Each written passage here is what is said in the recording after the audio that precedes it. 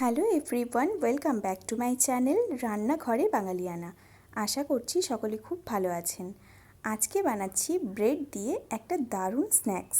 তার জন্য ওভেনের মধ্যে কড়াই বসিয়ে তাতে সাদা তেল দিয়ে ফোড়নে দিয়ে দিলাম সাদা এবং কালো সর্ষে আর কারি পাতা। এবার তেলটা খুব ভালোভাবে গরম হয়ে আসলে দিয়ে দিলাম টমেটো এবং পেঁয়াজ। এবার দিয়ে দিচ্ছি স্বাদ অনুসারে লবণ, হলুদের গুঁড়ো, জিরের গুঁড়ো, ধনের গুঁড়ো। এবার সব কিছু একসাথে খুব ভালোভাবে মিক্স করে নিচ্ছি। আর এখানে ঝালের জন্য সামান্য পরিমাণে কাঁচা লঙ্কাও দিয়েছি।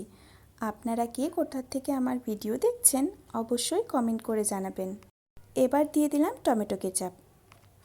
টমেটো কেচাপ দিয়ে খুব ভালোভাবে এটাকে আমি মিক্স করে নেব।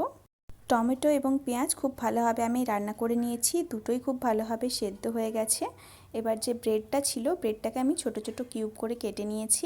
এটা এর মধ্যে অ্যাড করে খুব ভালোভাবে মিক্স করে নেব। আপনি যদি ফেসবুক থেকে আমার ভিডিও দেখছেন তাহলে অনুরোধ করব চ্যানেলটি ফলো করার জন্য। আর আপনি যদি আমার ভিডিও ইউটিউব থেকে দেখছেন রিকোয়েস্ট করব চ্যানেলটি সাবস্ক্রাইব করার জন্য, যাতে নিত্য নতুন ভিডিওর আপডেট সবার প্রথম আপনিই পান। এটাকে আমি খুব ভালোভাবে কষিয়ে নিয়েছি।